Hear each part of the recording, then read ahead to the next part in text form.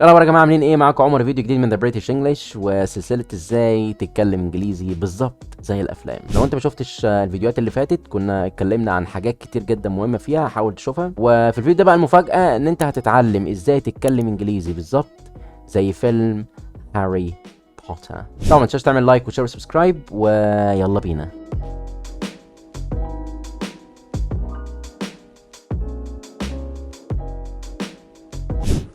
Not in the restricted section. طبعا انت لو ركزت في الجمله دي يعني هتلاقيها مهمه جدا. not in the restricted section not in the restricted section. تعالى كده ناخدها بالراحه. not in there not in there ده اول جزء فيها. ما قلتش not in there، لا not in there.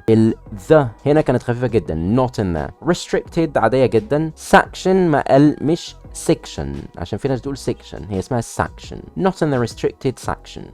What are you wearing? what are you wearing what are you wearing. ممكن طبعا هنا تقول في الجمله دي what are you wearing او what are you wearing، عادي الاتنين صح، مفيش اي مشكله خالص، بس لازم تاخد بالك من what are you wearing. what are you wearing. حاول كده تبراكتس عليها. خد اول اتنين مع بعض. what are you wearing، وتاني اتنين مع بعض. اول كلمتين مع بعض وتاني كلمتين مع بعض. what are you wearing what are you wearing what are you wearing. Oh, Mum made it. بص، الكلمة دي بسيطة جدا وصغيرة جدا ومهمة جدا. mom made it mom made it. طبعا انت مش هتقول made it ده كده حاجة تانية مختلفة. انت هتحاول انت تكونكت الاتنين مع بعض. mom made it ومش هقول made، هقول made. حاول كده تمد في كلمة made شوية. made it. Mum made it. Well, let's see then. Put it on. Well, let's see then.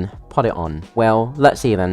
Put it on. ممكن طبعا تقول put it on وممكن تقول put it on، عادي مفيش مشكلة. طبعا هو قال let's see، في طبعا هنا نفس الحرف في آخر الكلمة وأول الكلمة اللي بعدها. let's آخرها اس، سي بتبدأ بالإس. let's see. well let's see then. طبعا مش هتقول let's see، ماشي؟ طبعا بتشيل اس منهم. well let's see then. put it on. لو انت عجبك الفيديو وكملت الفيديو للاخر، ما تنساش تعمل لايك وتعمل اشتراك في القناه وتسيب لي كومنت بالحاجات اللي انت هتحب تتعلمها في الفيديو الجاي. وبس كده، اشوفكم في فيديو جديد.